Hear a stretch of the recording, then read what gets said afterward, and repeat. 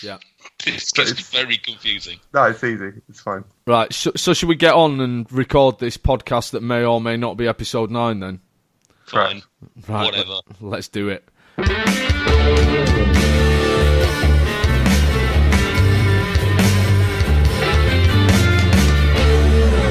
Hello and welcome to episode 9 of FRUK Unwrapped, the Food Review UK podcast.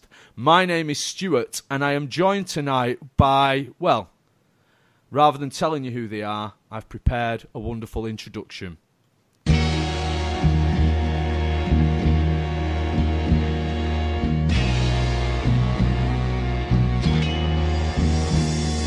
It's an honour to be hosting this week's show. I'm joined by two fellas that you already know. One's a prince amongst men, loads of charm but no hair. Some call him beefy, others call him shaved bare. The other's subhuman, a figure of hate. It's Jameson Michael and Peterson Nate. Hey! You alright, lads? Absolute lads. Are you alright? I cannot wait to hear that in its full effect. Oh, mate, it's so good, so good. For the listeners, we've only heard basically MJ Stewart's words there, so we don't know what music or anything that's accompanied to. I can only imagine that's the sickest intro that we've ever had. I'm feeling pretty hyped. I'm feeling pretty gangster at the moment, so... How you doing, lads? Very well. How are you? I'm pretty good. I'm still suffering slightly from the niggling cough, which interrupted a lot of the last episode of the podcast, but I'm getting over it in time for a nice illness-free, healthy winter. That's my hope, anyway. Michael, how are you? That's good. Yeah, I'm good, thank you. Yeah, not too bad. Can't complain. Will complain. Won't complain. At least I'm clear though. Yeah. Well, I'm glad you've made a decision about that. We are joined tonight, then, by a special guest host, but obviously, rather than saying his name, I've prepared a little intro for him as well. Here we go. Oh, beautiful.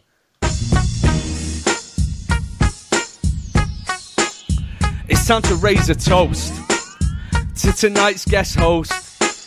Because when it comes to roast, he's a winner. He's the paladin of dinner. He's more magnificent than Steve McQueen or Yul Brynner. He's like Chris Reeves, Superman without the forelock. Oh, Captain, my Captain. It's Michael frickin' Harlock. Good evening. Good evening, Michael. Are you well? Hello. I'm very well. That was quite the intro. Thank you. Did you enjoy my pop culture references to you then? I did enjoy the pop culture references. A particular favourite is Paladin of Dinner. I was really happy with that one. Yeah, Paladin definitely. of Dinner. I mean, when I went on Alta Vista and typed in synonyms for champion, I was really happy when I found Paladin. So Yeah, good work. Solid. You good though, man? Yeah, very well. Thank you. Very well. Thank you for having me on. It's No worries. So a pleasure. If people aren't possibly sure who Michael Harlock is, you have appeared in a number of Food Review UK videos in the past, haven't you? That is correct. Yes, I have. You haven't been in any for a while, have you, though? I haven't. No. Is I've that been hiding? Is that just because you find Michael Jameson as abhorrent as the rest of us, or? I mean, mostly it's the touching. That's the real issue. But we're working through it. We're working through it. It has become a bit of an issue behind the scenes. It has. You're working through that tonight, are you? He's sitting rather close, so if you're hearing a yelping, you'll know what's going on. Fantastic. So, Michael, we know you very well, but for those people who are listening, I want to ask some questions that are going to help us get to know you. So I've got 10 questions for you, but I don't want to ask all 10. So what I'm going to ask you to do is I'm going to ask you to pick a number between 1 and 10, and I'm going to ask you the question which relates to that number. So, Michael, would you like to pick a number between 1 and 10? Let's go for number 7. Number 7, Michael. Would you rather eat in a restaurant on your own or on a table of annoying strangers? Ooh, probably on my own. Really? I can be quite a solitary person. But I know you as being a man who is almost obsessed with awkwardness and awkward situations and hates them just as much as I do. And would eating at a restaurant table on your own not be the most unbearably awkward thing? I would feel incredibly awkward about it. I would probably be okay. I would probably order double the amount that I normally would and just bury my face in it. Just ignore the rest of the restaurant and just trough on. You could pretend that someone had stood you up. That would probably be less awkward. I don't often need to pretend that. But that's not why we're here. and also, that would be the plot of a shit sitcom rather than real life, Michael. Go on, give me another. Fat man eats alone. Give me another number then, Mike. Let's go for number 3. Number 3, Mike. Do you have any weird food quirks? I used to like mayonnaise sandwiches as a child. Ew. Just bread and mayonnaise, nothing else. Sounds good. I think I used to have salad cream sandwiches. When Salad cream is an acceptable substitute if you're out of mayonnaise. Thank you. For many things. Oh, very Lubricant versatile. is lubricant. Oh, Yeah. I think So you know true. what? Oh, I reckon a lot of people have got some kind of sauce-based sandwich past. Absolutely. Be it Michael ketchup James sandwich. doesn't. Do you not reckon? Do you No, not? he only had ketchup for the first time a couple of years ago, so there's no way on earth he was eating sauce sandwiches as a child. Michael Jamieson, if you were going to eat a condiment sandwich, what condiment would you have? Oh, that's the easiest fucking question in the world. Next. Gravy, obviously. A gravy sandwich. Right. Appropriate anyway. Yeah, wicked. Right. Mr. Harlock, Yes. a final number, please, between 1 and 10. Let's go for number 9. Number 9, Michael Harlock. Sweet tooth or savoury tooth? Oh, definitely savoury tooth. Right. Any Definitely. exceptions to that? Are there any things that tempt you sweet-wise that sometimes will... Anything involving chocolate and peanut butter. So Well. peanut butter Kit Kats, Reese's Pieces, anything involving that, I'm there. Fantastic. I knew there was a reason I liked you. Yeah. Yeah, good man. Well, it was lovely getting to know you, but I think we need to get on with more pressing issues. Before we get on to the topic of tonight's podcast, do any of us have any news? I do. What were you exclaiming there? Why the shock noise? I just love news. Oh, okay. I thought you were just that there was no news. It's Black Friday week. It's weird how this one day has not only infested our country but also spread to a whole week. So there's a few deals around there. The one that caught my eye this week is, I don't know if you guys have seen this, but Morrison's are selling a rather large Toblerone bar. Have any of you seen this? No. I have seen Okay. this. So it is a 4.5 kilogram bar of Toblerone. An actual legit giant bar, not a lot of smaller bars within a larger box. It seemed, well, certainly the way it's being sold and being perceived is it is one solid bar. Now, it may be that within it it's singular bars. I don't know, but certainly the way that they're talking about it is a legit bar. Now, that in itself is quite quirky and weird, but I started looking at the maths of it, the whole thing. So this is being sold for... let's have an early round of Quivia. Mike Harlock's not allowed to play this because he obviously knows the story. But how much do you think that was being sold for? Right, so hang on. What is it, 4.5 kilos? 4.5 kilos. I won't tell you any... I've got some more stats to do with stuff, but just have a guess. So 10, 20 quid. 20 quid, Michael Jameson. So how heavy, sorry? 4.5 kilos. 4.5 kilos. So, Stop Googling it. no, I'm not Googling it. Stop Alta Vistaing it. 57 quid? Well, you're a prick. So it is £57. A ridiculous amount of money to spend on one chocolate bar. But I saw in the story that they were claiming that this was 12 times the size of a normal bar. So I was thinking, £57, 12 times the size. Let's have a look at this. So a normal bar is 360 grams. Yeah. Which goes into 4.5 kilos, 12.5 times. Yeah. Right. Morrison's currently sell a 360 gram bar for £3. Mm-hmm. Oh. 3 times 12.5 comes to £37.50. Oh. So Fascinating. you're paying an extra £20 for the novelty of the size of this bar, and this is on Black Friday week. Yeah. So that's sale price. Do you know, this is marginally odd, okay? So, hashtag anecdote. I literally yesterday, less than 24 hours ago, it was post 10 o'clock. Oh, bloody love a post 10 o'clock Tesco visit. Anyway, it's post 10 o'clock. I was in Tesco, and I have been planning to make I won't reveal what it is yet because it's fun, but I am planning to make a special fusion and a special flavour of Cadbury Dairy Milk. So I was looking at because I'm an absolute fucking cheapskate, I was looking at the cheapest way to get dairy milk by weight. And this is how much of a cheapskate I was. I was looking at the bags of like Twirl, Whisper, buttons, all that kind of thing, like the sharing bags. And there was like maybe 1p difference between them, and I was still looking to find the best deal. Pathetic. Anyway, I was looking for that. That was, by the way, they were floating around the 90 pence per 100 grams mark. I then later on found like a 9-pack of small bars that was 67p per 100 grams, so obviously swapped out for them. But yeah, that is also a weight chocolate price ratio triangle sort of anecdote linked to almost exactly what you just said, which is also a triangle because it's Toblerone. This is blowing my fucking mind. I think when you said sort of an anecdote, you were exactly right. I mean, it once again half a story, and it wasn't even the good half.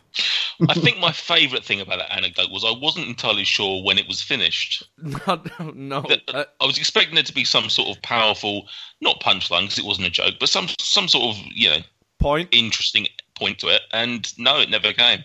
No. Just you wait. Yeah, brilliant. Can't wait. I mean, I literally, if I wasn't already excited about Christmas, that's another reason why I probably won't sleep now. Who's? Oh, sorry, you're psychic now, are you? Who said I was going to do it before Christmas?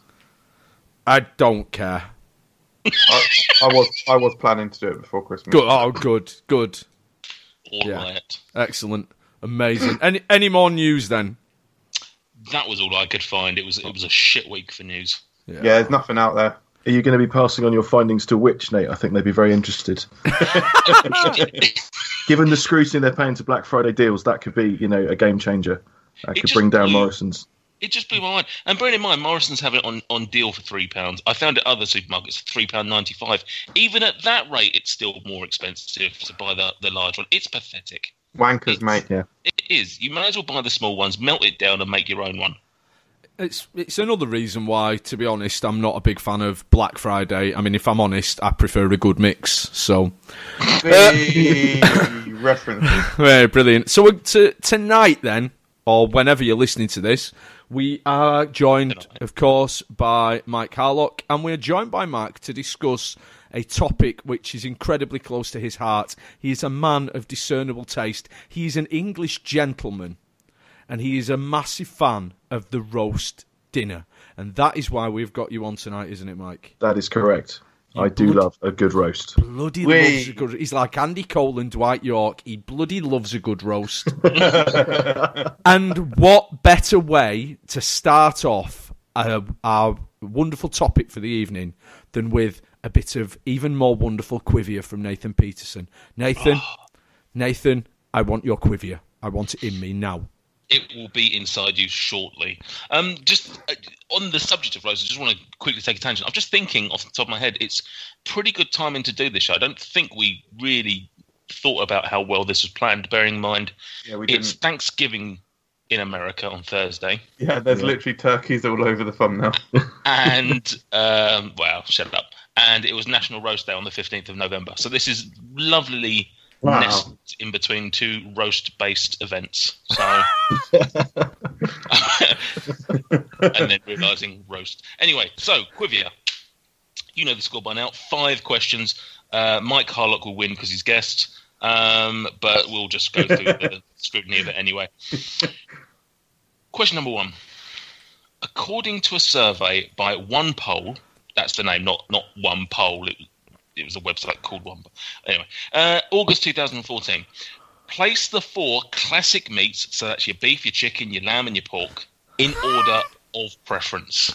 For who? Like the British public? The British public. False. So there's 4 points up for grabs here. Chicken, beef, lamb. No, chicken, beef, lamb, pork. Okay. Mr. Harlock. I am going to go for beef, chicken, pork, lamb. Okay, and Mr. Jameson. Chicken, beef, lamb, pork. Can't put pork at number 4. So, in order, I'm gonna score these as I go. Number 1 was beef. Oh, Mr. Harlock takes that point. Oh, Second was lamb. None of you got anything on that. what? No. Yeah. who's got the money for lamb? So- Come on. Yeah. Beef was at the head with 34%. Lamb had 21%. Third place was chicken with 20%. I'm horrified. And bottom of the pack was pork. You all got 1 point. Well done. Pork at the bottom. That is unbelievable. So I incorrect. No. I mean, my ones that I gave were nothing to do with my personal preference, but I'm so annoyed with the British public. It doesn't surprise me beef came... Actually, yeah, it doesn't surprise me that beef came out number 1. I think we're a beef-loving nation. Yeah. I'm not particularly surprised by all of that. I would probably place pork above chicken, but... Absolutely. Interesting enough, 7% of the people... Sorry, say that again. 7% of the people were wrong as they don't like Yorkshire puddings with their roast. Right. Yeah, disregard that poll. Yeah. Okie Jokes. dokie. Idiots. What fucking shambles. Actually, also, 7% of people also would eat a roast without meat. What? Well, it's not a roast then, is it? No, they would have the rest. They would have literally the whole dinner except for the meat. Bizarre. Yeah, my wife does that. But at least she's vegetarian, though. Yeah. Question 2. In another survey, completely unrelated, this time by The Grocer magazine, the survey suggests that the humble roast dinner is on the decline. How many fewer roasts do they estimate we as a nation ate last year compared to 2015? So how many less roasts or fewer roasts did the UK public eat? As a whole, like the whole nation. The whole nation, not per person, the whole nation. Like I'll give you a clue. Give you a slight clue. It's in the millions. Jesus Christ. 3 million. Okay. 3 million for Stuart. I'm going to go 5 million. Oh, gee. 5 million for Harlock and Jameson. 2.75 million. 2 point... Stuart? I think, I'm not going to change my answer because you ripped me to bits for it last time, but Correct. I think I've gone way too low. I mean, what's the population in this country? It's conceivable that every single person in the country ate one fewer roast last year. Mm-hmm. So it's conceivably it could be like 70 million. It could be 70 million, or, and I'm just putting this out there, it could be 157 million. What? I have no idea how they arrived at this figure. This is obviously based on how many roughly we eat as a nation in a year. I don't know what their maths behind it was, but that was the final figure. Madness. I can't say I'm surprised by their figures, to be honest, because I think their website is full of fucking cunts. No, I'm sorry. I'm sorry to be frank and drop that bomb so early, but no, they lock off interesting content behind paywalls, and they're dickheads. So there you go. I disregard their figures as well. Join us next episode when Barry Cunt will be on the show, founder of the Grocer magazine. Interesting enough, previous year it was in 5th place on the food popularity survey, but it dropped down to 6th, being replaced by soup. People prefer fucking soup. What? I'm seething. Bonus point if you can tell me what was number 1 on the survey for food popularity. Chicken tikka masala. Okay. Anyone else? Doner kebab. Oh. Fish and chips. Stuart's probably closest. It was sandwiches. Sandwiches. It's like saying lunch. What was the most popular thing to eat? Lunch. Meals. Okay. Yeah. Number 3. I'm so angry. Approximately how many calories are contained in this roast dinner? Oh. Right. Out of interest, do you prefer ounces or grams to work with? Grams. Depends what I'm selling. We'll go with grams because Michael Jameson was sensible for once. 100 grams of chicken, 100 grams of mixed roast and mashed potatoes, 125 grams of boiled vegetables, 2 small Yorkshire puddings, a portion of stuffing, and serving of gravy.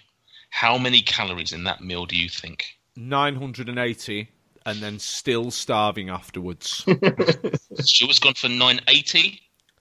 That sounds like a fucking child's portion. That was nothing. I'd say 715 calories. 715, Mr. Harlock. I am going to go for 850. 850. But also still be hungry after all of that. Yeah, I in context, I couldn't quite work out how small that was because it did sound tiny. The actual answer is 565 calories. Jameson takes that. I mean, that's a breakfast roast. Yeah, triple it and you've got a meal. This is according to the website livestrong.com. Lance Armstrong. Go on, Lance.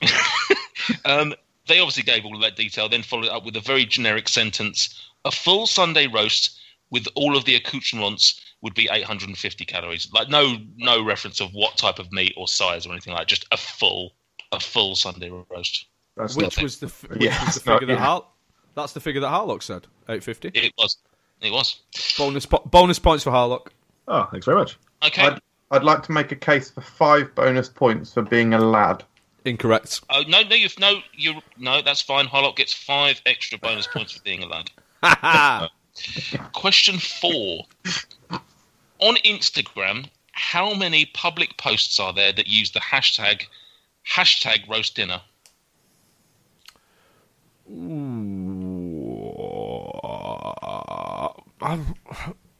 I mean, I know why they're silent. Because Michael's got his phone out, hasn't he? And his dick. I can confirm he does not have his phone out. What about his dick? Too busy with something else. I don't know, like 1.6 million. 1.6 million. I found with hashtags that there's actually fewer than you'd normally expect. I'm going to say... Not on your posts. No. 880,000. 880,000. Okay, Mr. Harlock, it's held down to you. I am going to go big. Wow. And go 4.5 million. Fuck. Yeah. Oh, Jesus. I mean, that was the wrong option to take. Yeah. Your answer is 159,861. It's not. It's 159,904. There have been 43 since you wrote that figure down. It's fake news. Stuart gets a minus point. I'd like to also point out that I made the comment that it would be fewer than you expect, and even my estimate was 4 times overinflated. Good one. Yeah, pointing out your own faults doesn't make you more likeable, Michael. It's not a fault; it's a personality quirk. Question 5. This may be my favourite Quivia question that I've ever come up with. Who fancy a game of Toby Carvery maths quiz? Who wouldn't? Right. Stick with me, boys. Last Wednesday, I walked into the Langley branch of the Toby Carvery with my wife, my daughter, and my mother-in-law. We all had a Carvery dinner, with 2 of us going for the king-size plate and Adelaide sharing her mum's dinner. My wife and mother-in-law each ordered a refillable Pepsi, but I wasn't driving, so I decided to have a strawberry and lime Copperberg. After dinner, my mother-in-law was still peckish, so she ordered a treacle sponge, while my wife ordered a coffee, which comes with a mini dessert. We left an £8 tip, unlike us. We left an £8 tip. We decided to settle the entire thing 3 ways. How much did we each pay? Oh, man, right, okay. I mean, I've written everything down as you were writing it, so... If you want me to read it again, please. No, please don't. So I think the total bill was £68, which means you would have paid 34 each if it was done 3 ways. Yeah, 34. No, so joking. 68. So what? 23 £23 each. So it's £23 each. 50, 40, 58, 40 divided by 3, so that's 19. Oh God, I can't do maths. 60, 40, 50, £19.50 each. Oh, hang on. £19.50 each. Okay, Mr. Harlock. I mean, Keep silent there so he can undercut or overcut something. I've just been trying to do mental arithmetic, so my head hurts. What did Jameson say? Michael Jameson currently is on 23. Stuart is on 19.50. Mr. Harlock. I'm going to split the difference and go 21. Oh, very clever. £21. Okay, I'll walk you through it. On a Wednesday, a carvery will cost you £6.99. So that's Really? It's £1.50 extra for your king plate. You fiend! The Pepsi is £2.80. So two of those. Oh, I was pretty much bang on there. That's about what I was. £4.55 for the Copperberg. Jesus! Yeah. That's where the money's come in, yeah. £3.99 for the treacle sponge. Also £3.99 for the coffee and mini dessert. And then your £8 tip brings you to a total of £50.10, split 3 ways, £16.70. Stuart takes the points with £19.50. In all of your faces. Thank you. Why didn't Adelaide pay her share? Yeah, freeloader. If you're old enough to walk into a Toby Carvery, you're old enough to pay your bill. Well, she can't walk, so therefore she's fine. Well, in that case, the whole quiz was a lie, because it started off with the 4 of you walking in. Nathan Peterson, you absolute charlatan. I think you'll find I walked into the Langley branch of the Toby with my wife and my daughter and my mother-in-law. I never referenced whether they were walking, crawling, or being... They were all under your arms like rolls of carpet. Exactly. I can't be bothered to work out the final score, but it was Michael Harlock who won because of his lad points. Hey. Well played, lad Harlock. Oh. That's Quivia. Nathan, a tremendous Quivia as always, absolutely beautiful. So it was brought up in the Quivia, but obviously the first thing that we need to tackle when we're talking about a roast dinner is the meat. What are you saying in terms of meat? I mean, give me your dream meat. Are you a 2 meat kind of guys? What are your winners and your losers in the roast dinner meat stakes? Michael Harlock.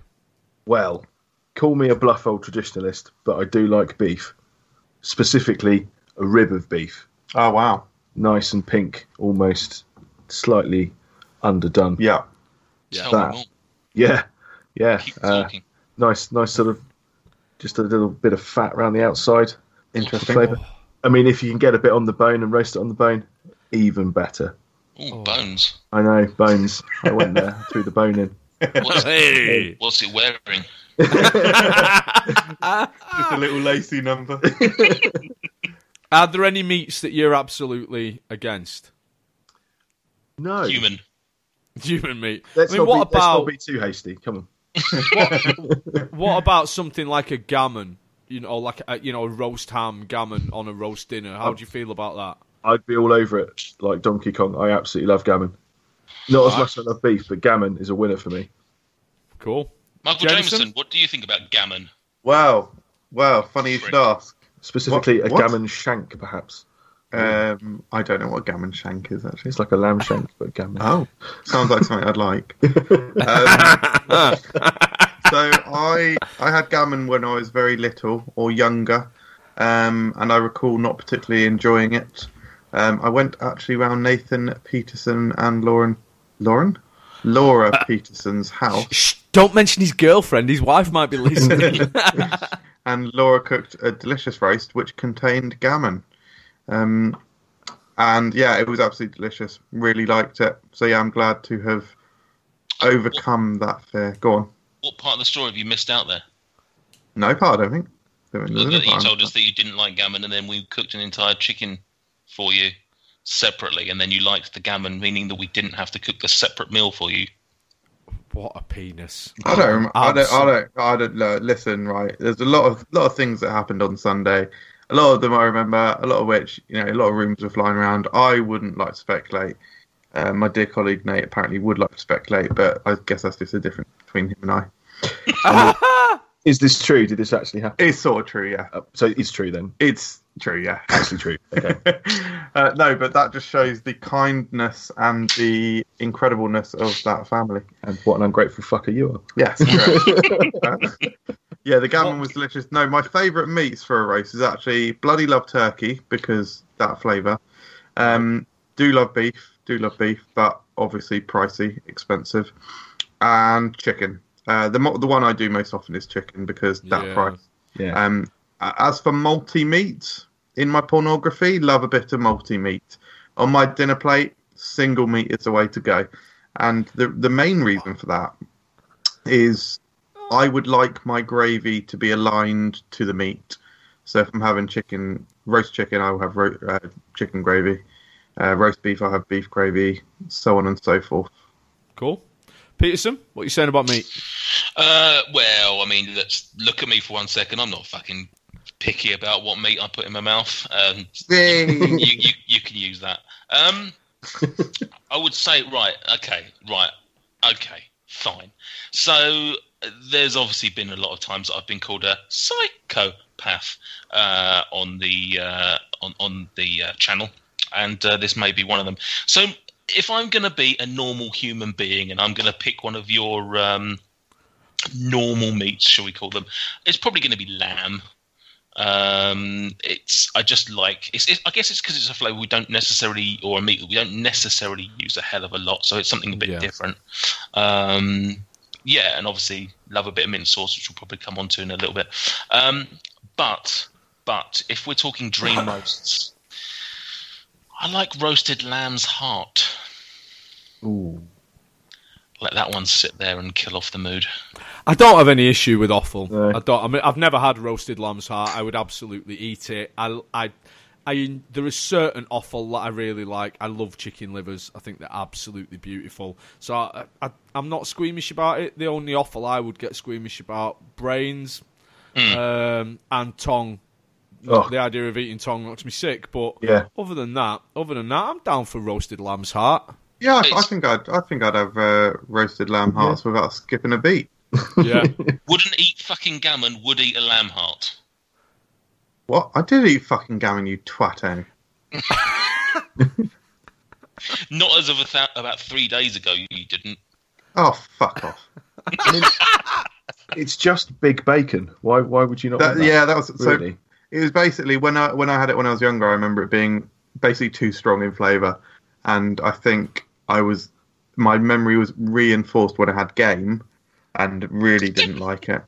I don't know why you referencing game. It's like not even close. Yeah, I know, but Nate, that is what my memories did to me. My memories deceived me. I think there's a possibility that as a child you suffered from some kind of syndrome which meant you had overly sensitive taste buds. Possible. I was put off burgers for about 10 years because it was actually the onion in the burger that I didn't like. Oh, Jesus and then I Christ. tried a plain hamburger from McDonald's. I'll take it back. You didn't have any syndrome. You're just an absolute subhuman idiot. Wait, hang on. I think for me, do you know what? I totally agree with what Nate says about lamb. It tastes so very differently to everything else that it's special. Lamb is special. If we're having a roast dinner at home, it tends to be chicken because that's the only thing that's practical. With having 1/3 of the household vegetarian, it means that cooking a big joint of beef, cooking something else like that isn't really practical. Chickens, you cook a chicken and you can make lunches. You can make packed lunches with that chicken for the next few days and stuff. It's just a practical meat. But for choice, now again, we'll come to this a bit later on. Most of my roast dinners tend to be eaten at a local pub at their carvery, and they have on the carvery char siu pork. Oh, wow. And I tend to get, they'll let you have two meats, and I tend to get this, char siu pork, and then for a contrast, I get that very different meat, roast pork. May I interject and ask what pork is that? I'm showing my char siu. So it's the Chinese spice. It's got the outside of it's been marinated in Chinese spices. So the outside of it it's red, and it's got that the redness seeps into the first few millimeters of the flesh. I'm sure there are more technical descriptions by people who know things about stuff. but it's delicious. So it's got it's pork, but with a slight sweet spiciness to it. It's good. It's beautiful. Yeah, Two porks. absolutely love that. Love it. All the porks. Yeah, completely with you on double pork. Yeah, Absolutely. Yeah. correct. Back to Dwight Yoke and Andy Cole again. Yeah, I do find pork underrated as a roast. I think there's a lot of people discount it for being either too dry or something like that, and I think it's just they've not got the right cut, or maybe it's just been cooked wrong. Yeah. But I'm an advocate of pork. In fact, going back to it, beef is one I find possibly overrated. I've not had too many roast beefs that have blown me away. Which again probably comes down to the actual cut of meat rather than anything else. But a lot of people rave about roast beef. Obviously, on the Quiver it was number one, but for me, it probably, very possibly, would be bottom of the list. Very possibly. Beef, I think, is more dependent on good butchery than any of the other meats. Possibly, Absolutely. Yeah. Poorly butchered meat, and unfortunately, a lot of supermarket beef is poorly butchered. And if you go somewhere, Morrison's, for example, employ proper trained butchers on their butchers counters, and their meat tends to be better quality because of the quality of the butchery. But I think that's what lets an awful lot of beef down. It's Tuesday night tonight. Now, I've specifically been referring to this topic as a roast dinner, rather than as some people might call a Sunday dinner.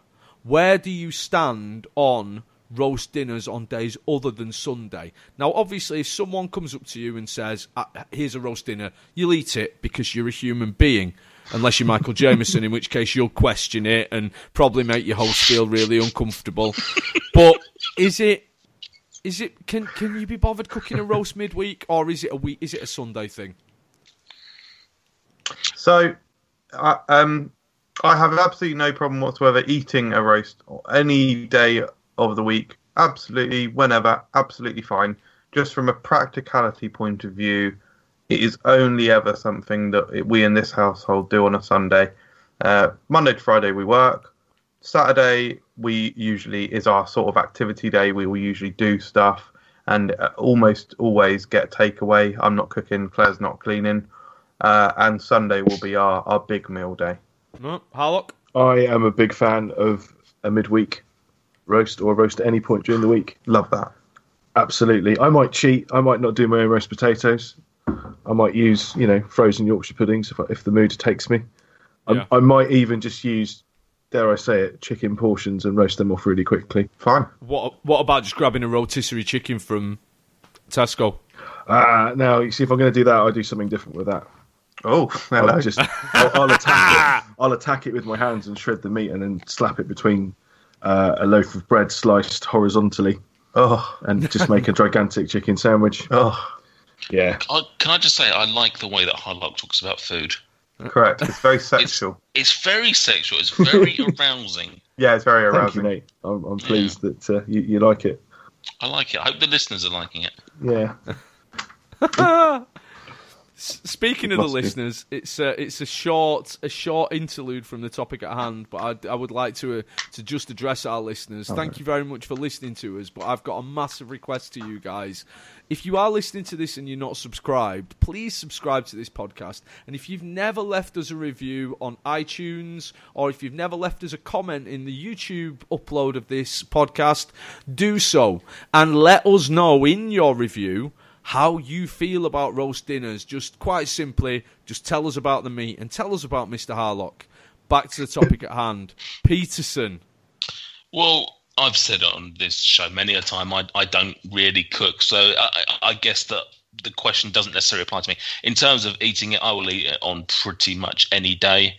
Sundays, obviously, it just feels more right on a Sunday, I will admit, but at the same time, I'd happily have a roast dinner any night. It is just, I guess, the practical side of it. I work / don't cook. My wife works, which means that she doesn't want to come home and prepare a roast, and us eat it at 9 o'clock at night. So, yeah, but I would definitely have one midweek. Easily. Where do you guys stand then on some people are very anti the eating out of a roast. I mean that as going out to eat a roast rather than some kind of strange cunnilingus reference.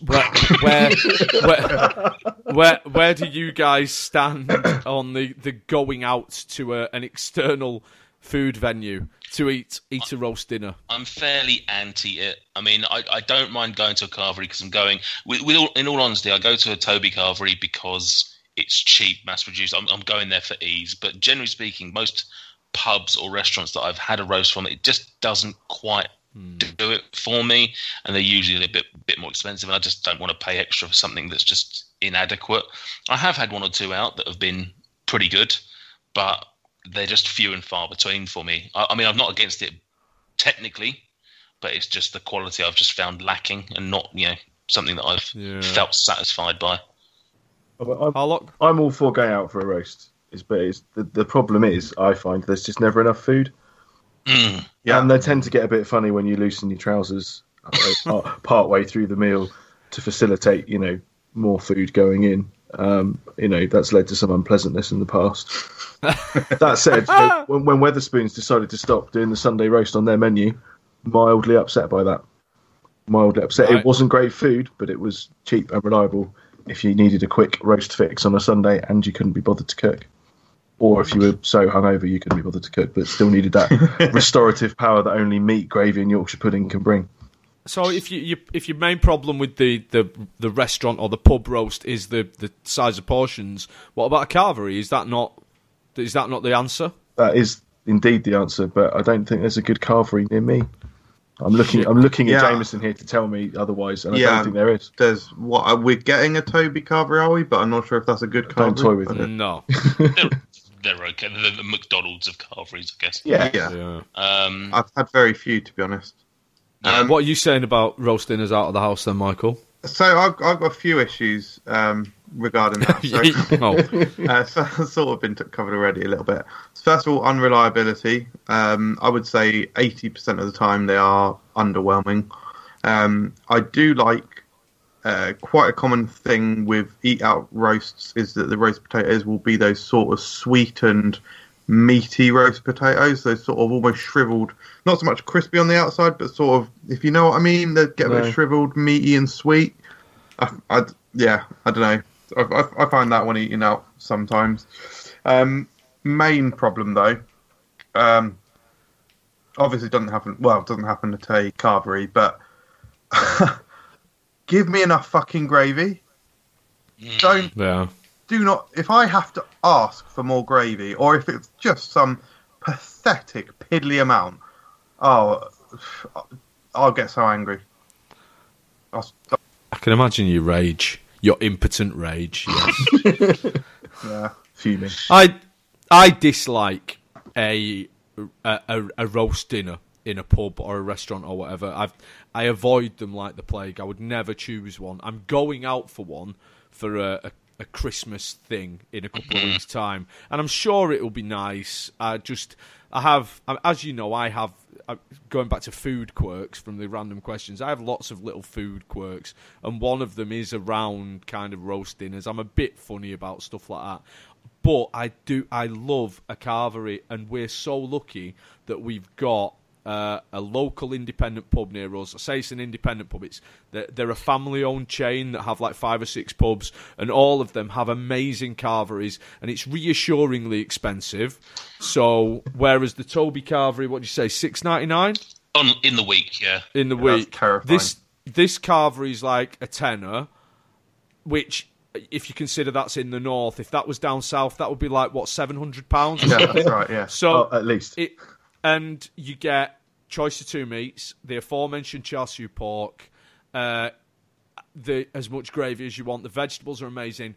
They do these kind of leeks in a cheesy sauce, which are astonishing. A selection of gravies, including peppercorn sauce, chef's pan gravy, everything you want. They even have a salad bar if you're a knob. And it's awesome. And the pub, even better, and there's one of you guys who will like this more than the others, is called the Fletcher's Arms. Yay. It was, for those people who don't know, that's the name of Mr. Harlock's youngest son. That is correct. And it's, they do decent beer, and obviously that's the most important thing. it's great, and it's like a 10-minute walk from my house, so we can walk there, and I can drink, and we can eat a carvery, and it's wonderful. And when you all come to Manchester, I will take you to the Fletchers, and we will partake of gravy. You had me at Chef's Pan's gravy. It's great stuff. And like, what is that?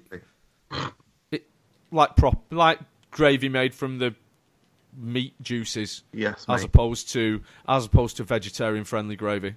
Correct. Yes. Which brings us on to accoutrements in general, but we may as well start with gravy. Now, in terms of a home roast, I am an absolute heathen. Our gravy is Bisto granules. We don't make real gravy. At Christmas time, and I know we're not talking Christmas dinners tonight, but at Christmas time, I will buy a ready-made turkey gravy. You're not alone. It's not. It's hard to make. Like I say, we don't tend to roast meat a lot in this house, so it's Bisto granules in terms of gravy. And as a northern boy, I should probably be more ashamed than I am, but I'm not. It's all right, you can make it as thick as you want. It's lovely.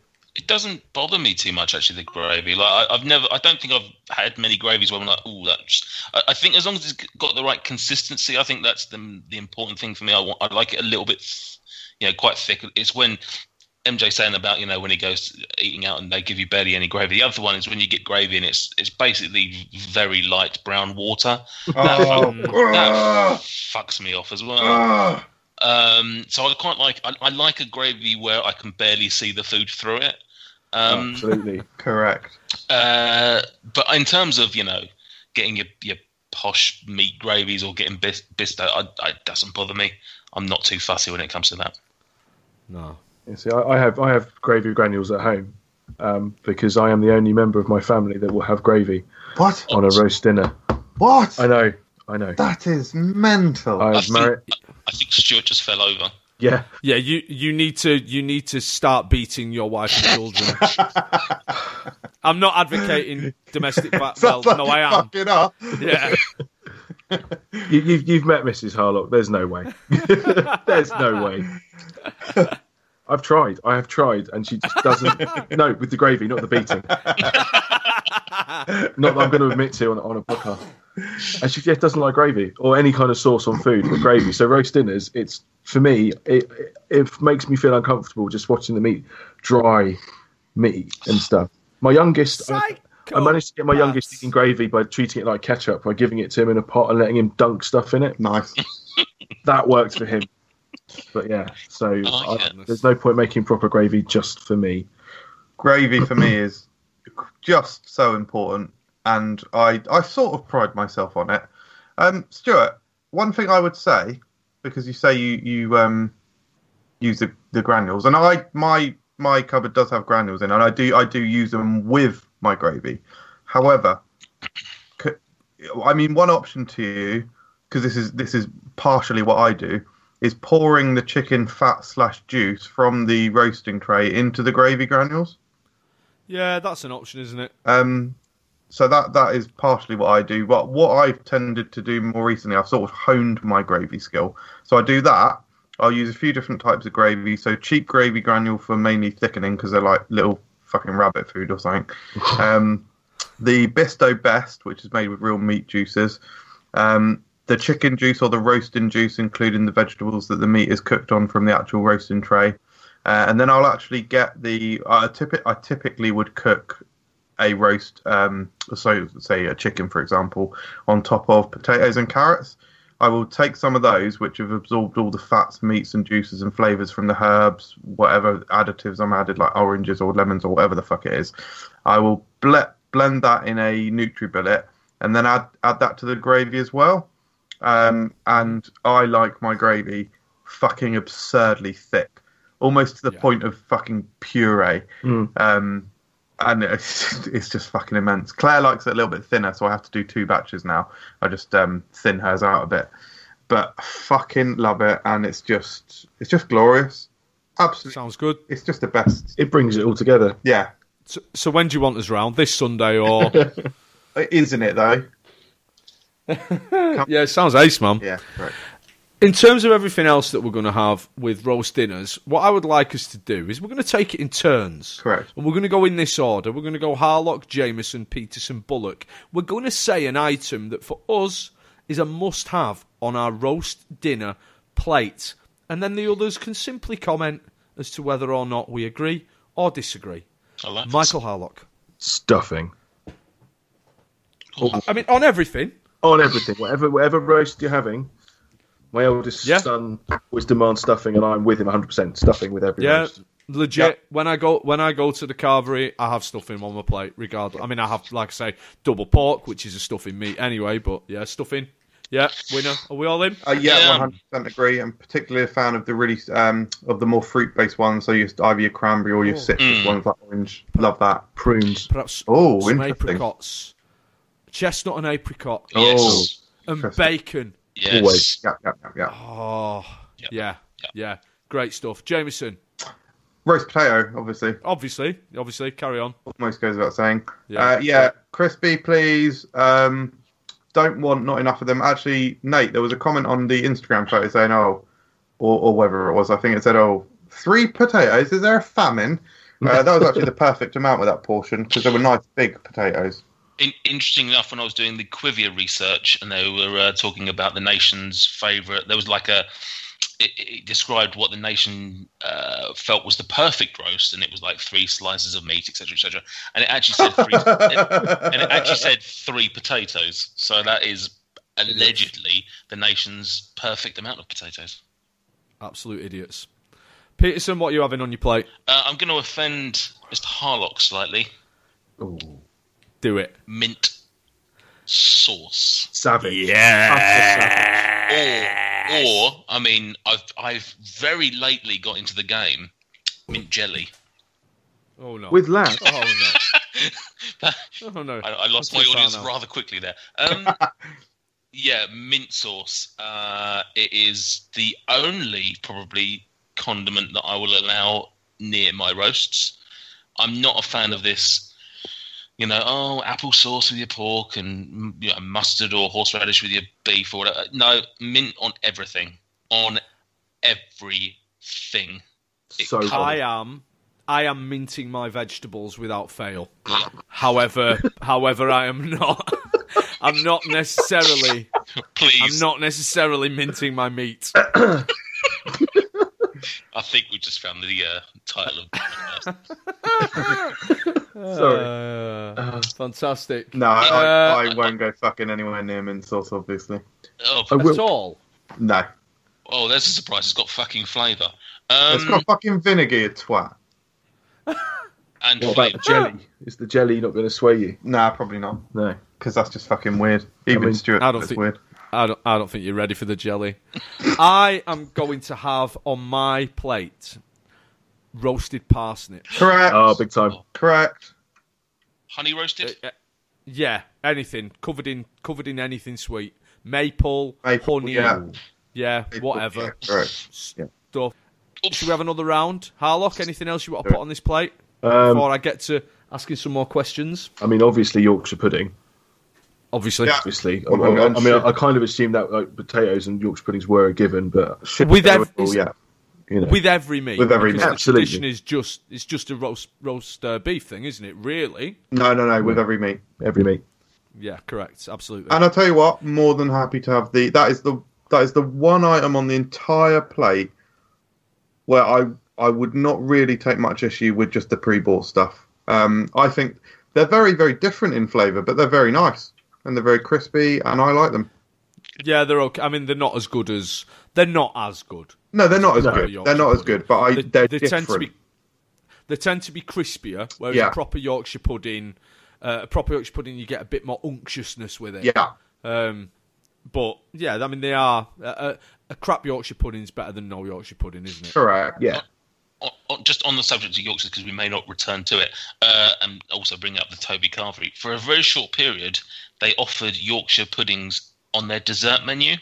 I don't know if that's something you've seen anywhere else, but basically it came with ice cream and it had, I think it was chocolate and caramel sauce drizzled over them.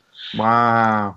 And it obviously sounds like a potentially mental idea. However, it was fucking incredible. So if you do get the option of trying a sweet or dessert based around the Yorkshire pudding, I would recommend it.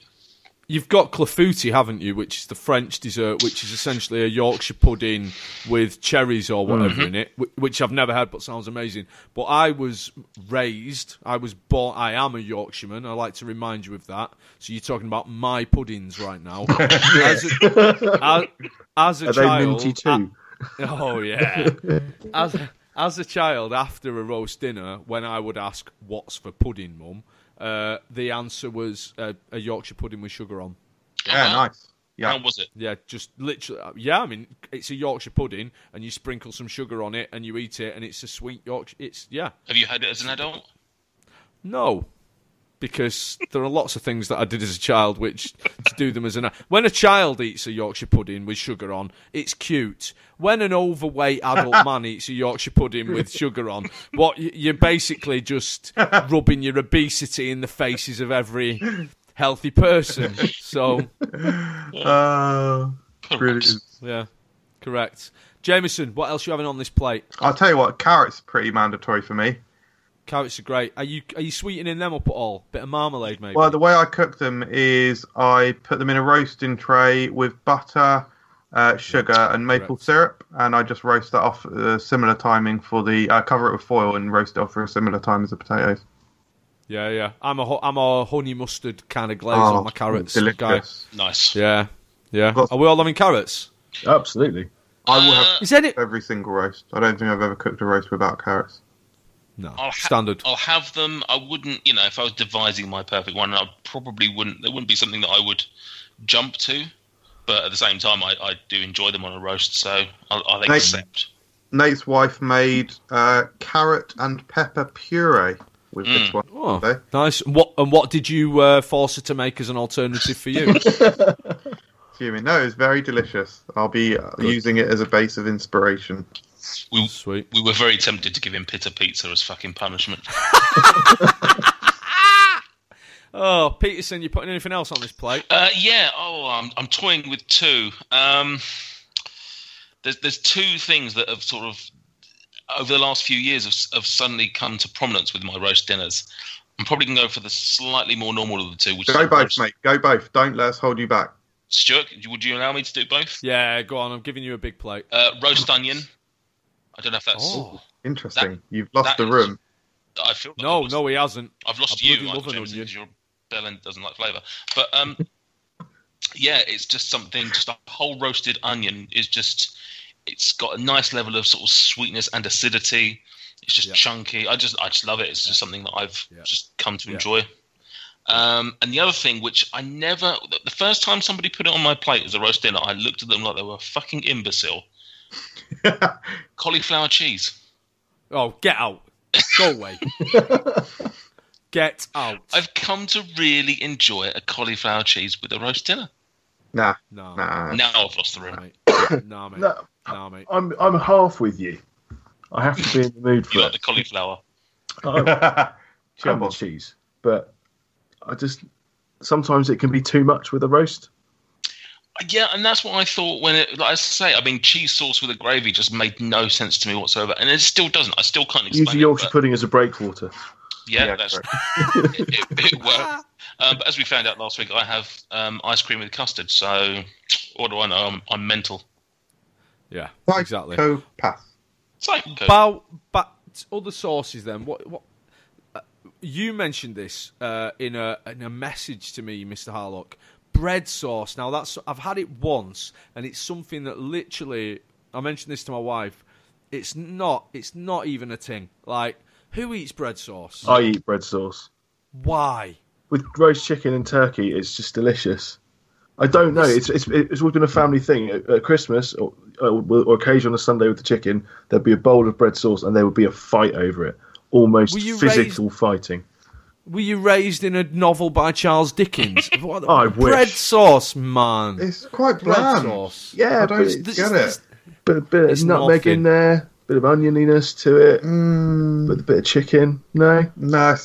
But Nate can have mint sauce on anything, and that's fine. Oh no, I'm not happy with that either. But bread sauce, a traditional accompaniment for chicken, and no, it's inoffensive. I once thought I was scooping a spoonful of bread sauce onto a plate at our wedding tasting, actually, and then when I got back to the table and started eating it, I learnt that found out it was horse semen.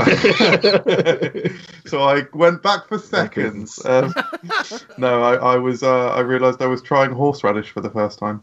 Oh, that's very unfortunate. That's very unfortunate. Yeah, that's a very different experience to bread sauce. I don't like horseradish, apparently. Well, there's a surprise. Love horseradish. I'm not sure I've ever had horseradish, to be honest, which is bizarre because I love mustard, I love spice, and wasabi. I love wasabi, so I'm guessing I'd like horseradish. It's just not something that I've ever. Yeah, it's got wasabi notes about it. Yeah, I think you'd. Yeah. I'll have to give it a go next time I'm having roast beef, but it's not something I've ever tried. Are there any? I want to just get back to potatoes. So we said roast potatoes. Where do we stand on boiled potatoes? Either boiled old potatoes or boiled new potatoes as part of a roast dinner. The clue is in the name, roast. Yeah, no, I would say no to boiled potatoes. I'd actually find that particularly off-putting and offensive. I would say a big fucking affirmative yes to mash. Yeah, you're having that. You're having mash as long as it's with roast, like obviously. Yeah. Fucking, it's sort of like bread sauce, but with flavour. Oh yeah. No. I'm going to take the contrarian position now and just go no. You're wrong. No to mash. No to mash. Too much. Oh wow, fuck. Give me extra roast potatoes. Keep your mash. Yeah, I like a bit of mash, but I take extra roast over mash any day of the week. Yeah, correct. Yeah. Just one potato. Just keep the roast potato. You just need one potato, and that's it. Right, I've got a question for you now, and I'm hoping you're all going to say the very resounding answer: peas. Yes. Yeah. I'm very much don't mind. Yes or no? Absolutely. Peas fine. on a roast dinner? Are you mad? I can't believe you said peas on a roast. What a waste of the peas. They spread out. You can't. They take up. Yeah. They take up real estate on your plate. Yeah, they pointless. Are. But go for something like broccoli that you can stack a bit more. Yeah. Broccoli can fuck one. You're still eating veg, thus making your wife or mother or whoever think you're more acceptable as a human being. But you're making more room for meat, potatoes, and Yorkshire puddings. Peas, broccoli can go, mate. Mint sauce on broccoli, straight down, easy. I don't think get it out of the way first, then you can enjoy the rest of your roast dinner. I don't think mint sauce can save broccoli. I think it's too far gone. It's. I don't want to be eating a vegetable that feels like I'm eating pubes. I don't. It's just you're right. As David Goss would say, I'll allow it.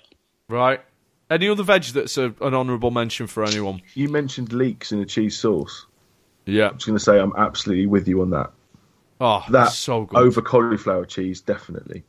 Yeah. I'm also a big fan of like you can get sometimes from the supermarkets like a cabbage and leek mix. Oh yeah. And we'll often get that and maybe just stir fry it a bit, blast it, warm it up a bit. But again, bit of mint sauce on that. Oh, it's bloody lovely. Add bacon. Bloody lovely. Cabbage and bacon. No, we struggle with things because of the wife's awkwardness, her illness, her vegetarianism. But yes, we tend not to add bacon to things as much as I'd like. I've just started cooking broccoli as a consistent roast returnee because my wife likes it, and I'm starting to come around to it a bit more. Leeks, that was actually the first time I've had it, was on Sunday, and I really enjoyed it. So I'll definitely be exploring that avenue. Sorry, you sound like you're moving your jaw in No, I was just moving my jaw. Can you quieten down about it then? Because you sort of ruined this segment, haven't you? So you've just made it a bit awkward. So there is only one more thing that I wanted to say on this debate.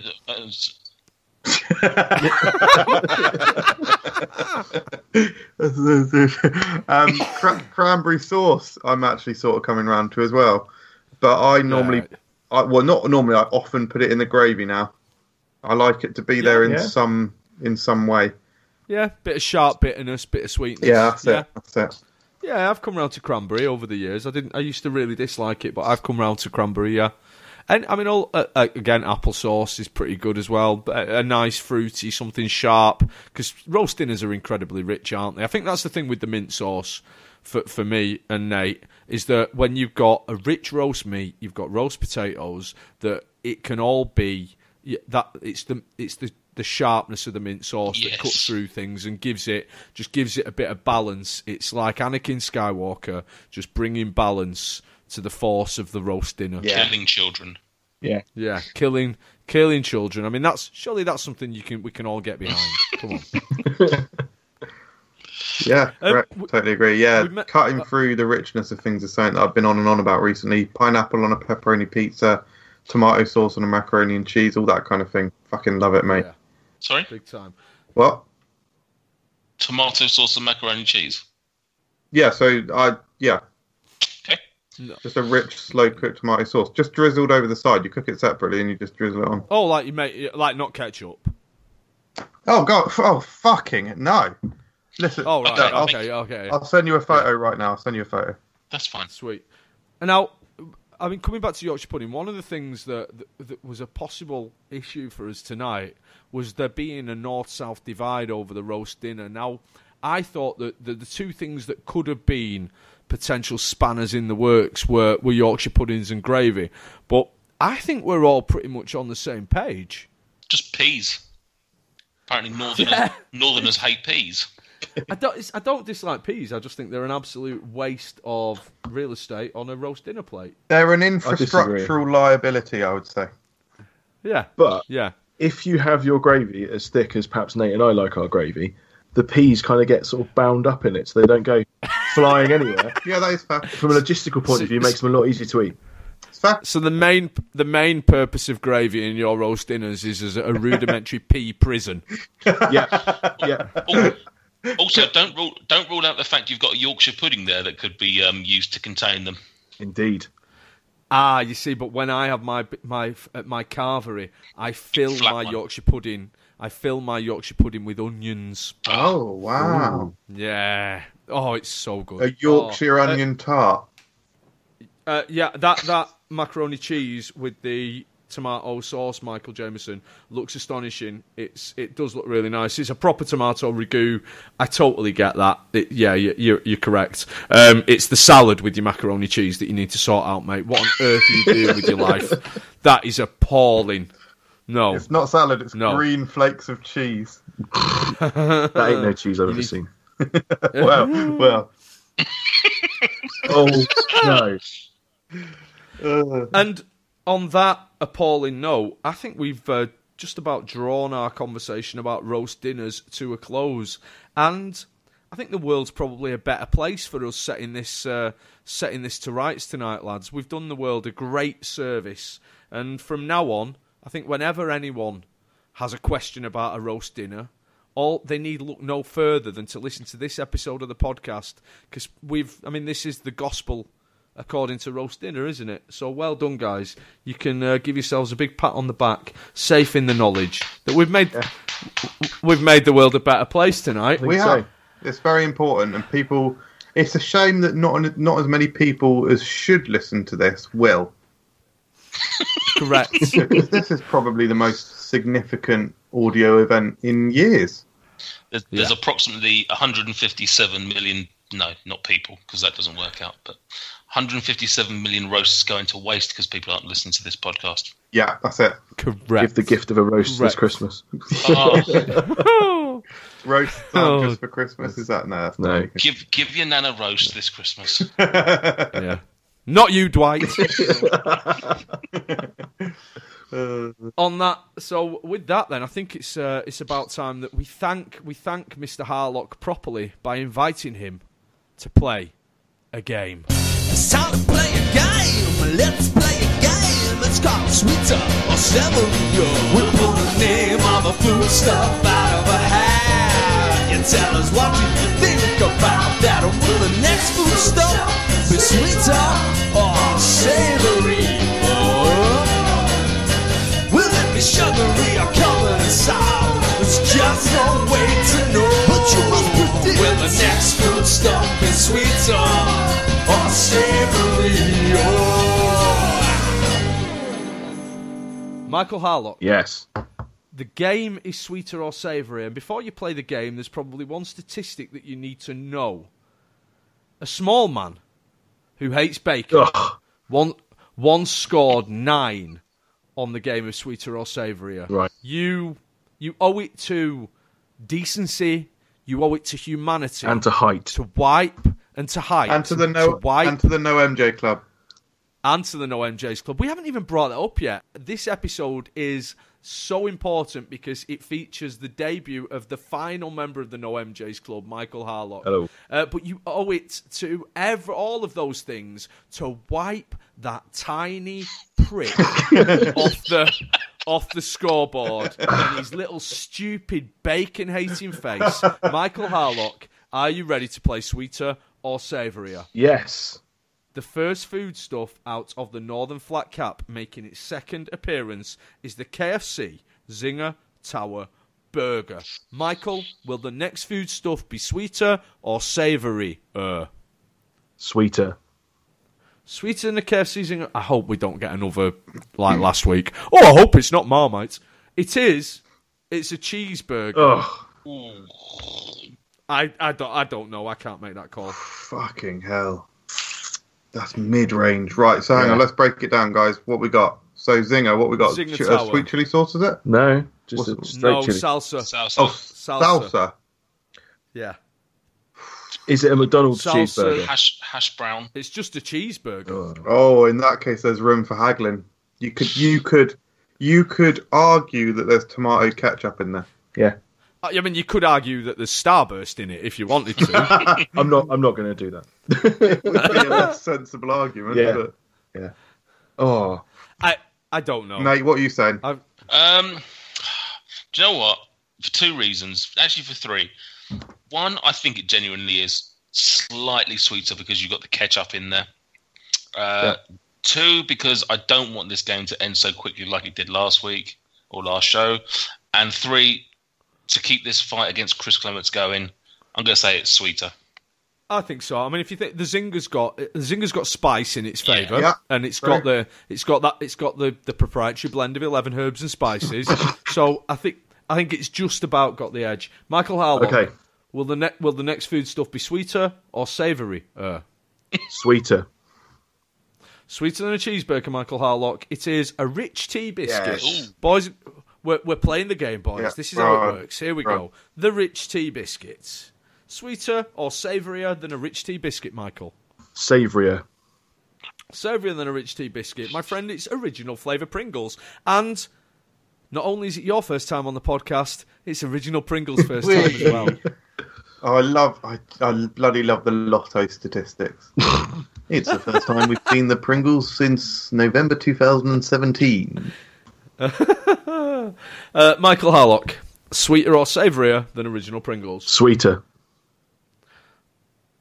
It's a margarita pizza, Michael. Yeah, tomato.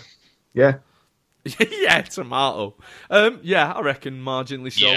Yeah, I'll let you have that. It's also the first time we've seen the margarita pizza. Interesting. So, what a lovely night. Michael, will the next food stuff be sweeter or savoury? I'm going to go for sweeter. Michael Harlock, you are smashing it, my friend, and it's another debut. This time from the original Oreo. Oh wow, very good. Yeah, I mean, I can't believe we've never had the Oreo before, but there you go. It's lovely. The stats don't lie.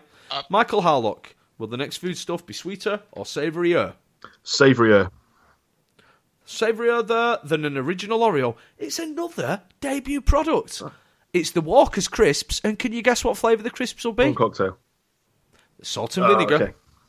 Because all of the flavours are salt and vinegar that I put in. Because I bloody love salt and vinegar crisps. I must remember that. You are on fire at the moment. You are currently on 1, 2, 3, 4, 5, 6, 7, and you get in an 8th. You are close on the heels of Christopher Bacon Hater Clements. Will the next foodstuff, Michael, be sweeter or savourier? Sweeter. Sweeter than a Walker's Salt and Vinegar Crisp. It's not a debut, but it is sweeter than a Walker's Salt and Vinegar. It's the Maryland Original Cookie. Oh, lovely. Excellent, okay. Bloody love a The cookie. cards are being very kind. Yeah. Where are we going? Sweeter or savourier? Stuart sounds like a tarot I think we're going to go for savourier than a Maryland cookie, please. Yeah. Oh, Maverick. we're going to have a little bit of an argument now because it's the Snickers. Peanuts. What's Peanuts. you Peanuts. say savourier? Yeah. Caramel, mate. But peanuts. Caramel. Yeah, I counter your peanuts with my caramel. More peanuts. I can't call it. I mean, that's Has he beaten Chris? Has he beaten Chris? Let's have a look. No, it's 1, tied. 2, 9. 3, 4, 5, 6, 7. Yeah, this is 9, so this would be to tie with Chris, which would have some, as Chris and Mike are. I mean, Bunk buddies. Is lovers too strong a hetero life, mates? Yeah, we'll go with quote- hetero life, mates. To quote Kevin Smith, because Nathan Peterson bloody fuck loves a Kevin Smith quote.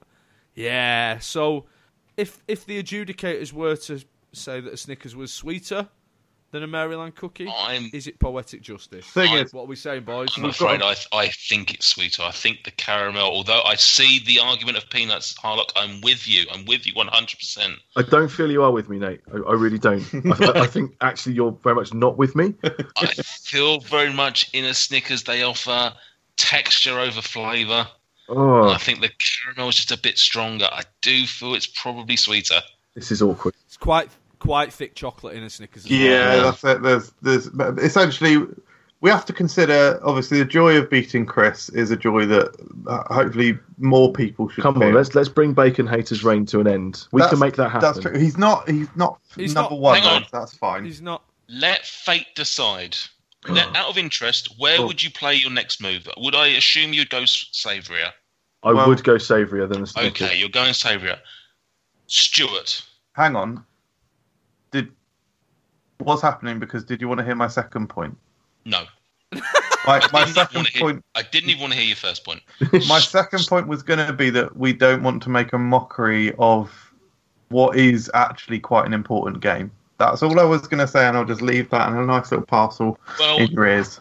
I hear you, but let me just finish my point. If Stuart pulls out bacon, I feel like the fate has decided that Snickers is more savoury. So if it's bacon, we carry on. If it's not bacon, because bacon is taking its revenge on CC. Yes. If it's not bacon, then we end at 9. If it's bacon, we carry on. Jesus, this is some advanced rule shit. I love it. I just feel fate needs to decide this. I agree. Yeah, you're absolutely This is bigger than us. Audible on that. This is bigger. It is. Do you know what? I don't know how to feel. On the last episode, we heard the words, unless it's Marmite, and Marmite came out. Oh, no. On this episode, we've said, if bacon comes out, it's a sign. I've pulled a foodstuff out of the hat. A foodstuff, I can't even say it. I've pulled a foodstuff out of the hat. It's not bacon. The pig of It's the Seabrook salt and vinegar. Salt and vinegar, there it is, yeah. I feel ashamed that it's Bradford's own Seabrook salt and vinegar crisps that have taken. I feel like Bradford has taken the side of Chris Clements over Mike. He can and I feel like move there then, can't he? It's a sign. It's a sign for me that I've chosen wrong, and that maybe all this time I should have been Team Chris. Don't. I'm having an existential crisis. Oh my lord! Stuart. Bacon. Think about the bacon. Think about the bacon. Well, Michael Harlock, you got 9, which is the joint second highest score ever in a game of sweeter or savourier. You are only being beaten by the magnificence of Jason Cockcroft, which will anyone ever Yeah. Will anyone ever beat Jason Cockcroft? Other than, of course, Kirsty, who we believe beats him daily. Thank you very much for playing the game, regardless of your inability to defeat Chris. You're welcome. It's good fun. Yeah. And thank you very much for being a part of our podcast. It's been an absolute joy to have you on the podcast. Thank you. I have very much enjoyed talking about roast dinners with you. And as always, it's been wonderful to spend the evening with Nathan Peterson as well. And that's the end of the podcast. No other words need to be said about anything else. But it's been wonderful being with you also, Stuart, but also Michael. Michael, it's been wonderful being with you, Mr. Harlock. Thank you, Mr. Peterson. It's been a real pleasure. You're welcome. You're welcome back any time. If you ever need a new Michael, then look no further. Well, this was your audition. Oh, okay. That's a great way to find out. Yeah. Oh, this is awkward again, isn't it? It would save us having to learn a new name. So. Oh, yeah. What? You call me cunt anyway. No, this is true. Just to say, if you were to cook me gammon, I would eat the gammon and not insist you cook me a chicken as well. Just saying. I didn't insist. I politely floated the idea, and I absolutely loved both. Loved the chicken, loved the gammon. Just the idea. I mean, thanks for cooking me this roast dinner, but if you wouldn't mind, do you happen to have a chicken that you could cook, that you could roast for me as well? I mean, we could do that for you, Michael. You'll have to wait an hour and a half. Oh, I'm so fuming. I'm so angry. The extra layer of this was when I first floated the idea of doing gammon. He was like, "Oh, does it have to be gammon?" And then, talking it out with him, and I was like, what about Claire? Does she like gammon? He was like, oh no, she's not a fan either. She's not a fan. I then saw Claire on Friday night and said, oh, you're not a fan of gammon either. And she was like, I don't really know, actually. I haven't had it in a few years. So, it's not even that she wasn't a fan. He just couldn't even be bothered to find out what his wife did and didn't like. He didn't want gammon, and he just manipulated the information to force extra cooking upon my wife. No. Scum. Claire's fussier than me. That's a fact. She can't be that fussy. She married you. Well, she ate all of the gammon. Yeah. No question. Yeah. So fucking did I. Yeah. And all the chicken. Yeah, fuck you. Oh. Thank you. Right. Well, now that we've managed to sour the air, just when we were saying thank you and all being nice to each other, and once again, Michael Jamieson manages to turn it into a slanging match. You idiot. I have a certain amount of attention hunger, and you guys weren't fulfilling it by ignoring me, so you set me off, and it's the viewers who paid in the end, so I hope you made them happy, because I'm happy probably. So Good. Well, if we've made you happy, please let us know. Write us a review on iTunes. Write us a comment on YouTube. Send us an email, FRUKcast@gmail.com, and send Michael Jamieson, the irritating little toddler, some more of the attention that he craves. Thank you very much. I don't know why I'm saying this all so angrily and full of spite, but I am. It's not the listeners' fault. Thank you. No, thank you for listening. Thank you, and I will see you on the next episode of Unwrapped. Bye. Thanks for watching, guys. Bye. Thanks for watching.